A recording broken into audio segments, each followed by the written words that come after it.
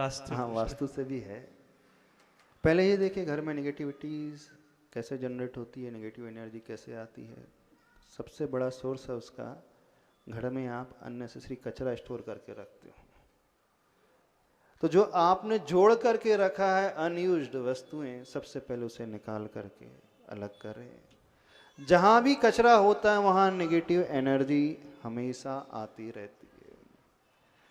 उस negative energy को दूर करने के लिए जैसे कोई विधान किया जाता है, वेदी प्रतिष्ठा की जाती है, तो पॉजिटिव एनर्जी कैसे जनरेट की जाती है? तो कहा जाता है नमक का पोछा लगा लो, सरसों के पीले दाने छिड़को। बिल्कुल सही है। नमक जो होता है उस नेगेटिव एनर्जी को निकालता है। उस सफाई के पश्चात कपूर होता है ना, कपूर जो है पॉजिटिव एनर्जी जनरेट करता है। अगली बात, पॉजिटिव वाइब्रेशन लाने के लिए आप घर में जाप देना, मंत्र का उच्चारण करना शुरू करें। अच्छी जगह बैठ करके दीप रख करके किसी ध्यान विशेष को करना शुरू करें। कुछ पाठ होते हैं जो मंत्र की शक्ति वाले होते हैं, उसका भी उपयोग किया जा सकता है। जैसे अभी दिवाली थी, धनतेरस से लेकर दीपावली 3 दिन तक के लिए एक बात आप लोगों से कही गई थी, 64 रिद्धिधारी मुनिराज की जाप अनुष्ठान करें। वो गणधर वलय के मंत्र सबसे पावरफुल मंत्र है। घर के ईशान कोण में बैठ कर के अपने मन को मजबूत बनाने के लिए उस मंत्र का आलम्बन लें, उसका जाप अनुष्ठान करें। उससे न केवल आपका मन मजबूत बनेगा बल्कि क्षेत्र भी ऊर्जा से भर उठेगा। घर के जिस कॉर्नर की एनर्जी वीक है वहाँ कुछ इस प्रकार के बीजाक्षर का प्रयोग किया जा सकता है, जैसे ओम है, स्वास्तिक आदि है। उसे हम देखते रहें तो उससे एनर्जी बढ़ते चले जाती है।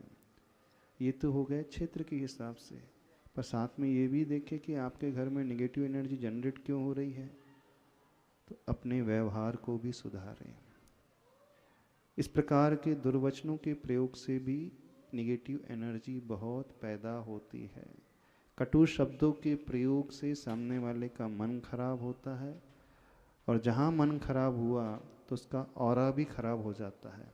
और जहाँ ऑरा वीक होने लगता है, आभा मंडल वीक होने लगता है, तो उस क्षेत्र का प्रभाव भी कमजोर पड़ने लगता है।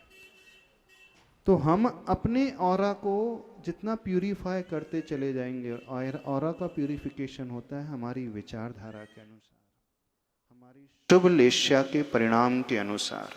तो जैसे जैसे व्यक्ति शुभ लेस्या के परिणाम अपने भीतर पैदा करने लगेगा, उसकी सराउंडिंग जो है पवित्र होने लगेगी, और उस रेंज में फिर जो भी आएगा वह भी उससे प्रभावित हुए बिना नहीं रहेगा। ये कुछ तरीके होते हैं। एक ऐसी तस्वीर अवश्य लगाएं अपने परम गुरु की, जहां आपकी दृष्टि बार बार जाए तो उनसे आपको हमेशा मोटिवेशन मिलता रहेगा। एक जो रोल मॉडल होता है आपकी लाइफ में, उस रोल मॉडल को हमेशा देखते रहें। ये कुछ तरीके होते हैं। फ्रेश एयर होना चाहिए। अब हम तोड़ने फोड़ने की बात नहीं कर रहे हैं, जहाँ भी हो अच्छे से रखते हुए अपने पुण्य को यदि हम बढ़ाते चले जाएंगे तो क्षेत्र की एनर्जी उतना इफेक्ट नहीं डालती जितनी हमारी मन की एनर्जी है। मन की एनर्जी मजबूत हो जाएगी, अंदर से मजबूत हो जाएंगे तो सराउंडिंग भी अच्छी हो जाएगी। कुल मिलाकर के यह कार्य करना शुरू कर सकते हैं आप, तो इससे बहुत प्रभाव आपको देखने का मिलेगा। पर अपेक्षा वो नहीं, लोभ लालच को लेकर के नहीं, अपेक्षा ये रखते हुए कि हमारा मन संतुलित हो जाए, विचार अच्छे हो जाए, हमारा व्यवहार अच्छा हो जाए, और जहाँ से नेगेटिव एनर्जी पैदा होती है उस मंत्र जाप के माध्यम से पॉजिटिव वाइब्रेशन वहाँ पर पैदा होने लगेगी।